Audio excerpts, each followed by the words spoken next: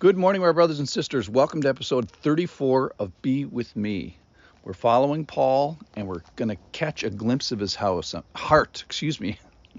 I'm going to call today Gaining a Hearing. He's been going through in chapter 9 of 1 Corinthians, spends all this time saying, I deserve a salary and payment, and a salary is my right. And then he says at the end of a long 14-verse argument, he says, I'm not going to take it. The reason is he has something bigger in mind. He has a reward, which is to win people. So listen in as we continue in 1 Corinthians chapter 9. I'm going to start in verse 17. For if I do this of my own will, I will have a reward. But if not of my own will, I am still entrusted with a stewardship. What then is my reward? That in my preaching I may present the gospel free of charge, so as not to make full use of my right in the gospel. So he's saying I have the right to be paid, but I'm going to give it free of charge. Why? Here it is, verse 19. For though I am free from all, I have made myself a servant to all, that I might win more of them. So his big goal is to win people.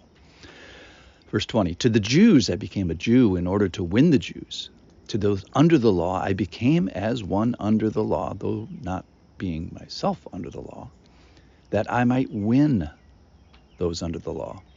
To those outside the law I became as one outside the law, not being outside the law of God, but under the law of Christ, that I might win those outside the law. To the weak I became weak, that I might win the weak. I had become all things to all people, that by all means I might save some. I do it all for the sake of the gospel, that I may share with them in its blessing. So here he is. He's saying that his reward isn't just preaching in a pay-free kind of a way, but his reward equals the winning of people.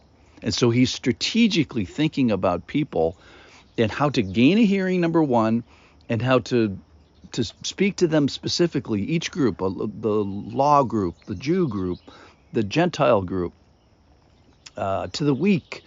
And he's strategically thinking with the end in mind is to win them and how he can get them to that spiritual finish line, if you will. He starts by saying to the financially oriented, I'm not going to make full use of my rights financially, and I'm going to try not to put any stumbling block to those who are financially oriented, lest that financial stumbling block, or that financial requirement that you should pay your pastor, lest that become a stumbling block to them. By the way, Jesus is a big enough stumbling block alone, so Paul doesn't want to put himself in there as well. So you see Paul in here, the heart of Paul. You see him serving and trying to win everybody that he can. He's taking these people groups very seriously. He starts with the financially oriented, and he said, so I can win them, I'm going to give them the gospel free. I want to win them becoming their servant, and not just sort of their willy-nilly servant, but their strategic servant. So I'm going to identify different people groups and their key or critical element, like the cornerstone of their thinking and that's cornerstone of their identity, using my discernment, use my discernment magic, and work on that strategic point. And he gives a couple of people groups. One are these financially oriented group. Then he talks about the Jews. And to those, he says, I became a Jew in order to win the Jews. Now, Paul was already a Jew. What he's saying is I'm going to be like them in my understanding, not necessarily in the behavior, but he's saying I walked a mile in the Jews' shoes. I walked a mile in the non-Jews' shoes. I walked a mile in the weak person's shoes. I identified them. I learned what makes them tick, and I began to think like them so that I could strategically win them to Christ. That's the big prize. So then he says to those outside the law, the non-Jews, I got inside their heads too, and made a strategy for them. To the weak person, he talked about that ad nauseum in chapter 8 about eating food sacrificed to idols, and he went the extra mile, if you will, not to be a stumbling block to the weak, His concern was that the weak person would be destroyed or wounded or sinned against by my cavalier attitude towards him. So he gives extra care to the weak. He's giving extra care to those outside the law. He's giving extra care to the Jews. He summarizes it by saying, by all means, I might save some. And you're not talking about nefarious means here, but he's talking about strategic efforts with insight and with an end goal in mind. So he wants to bless. He wants to benefit a people group that he's thought about beforehand, that he has an end in mind for, and then he has this middle strategy ready to do whatever it takes, by all means, to save them.